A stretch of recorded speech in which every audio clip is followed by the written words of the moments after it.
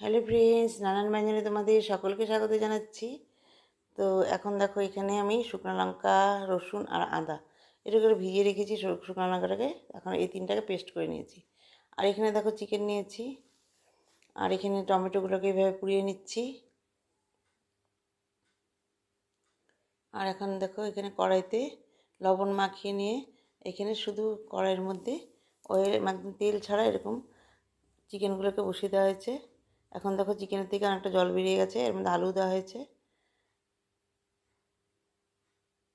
এখন একটু ঢেকে দেওয়া হয়েছে। আর চিকেনটাকে আগেই লবণ কিছুক্ষণ মেখে রাখা হয়েছিল, হলুদ ছাড়া। আর এখন এইভাবে কড়াইতে দিয়ে তারপরে আলু দিয়ে দেওয়া হয়েছে।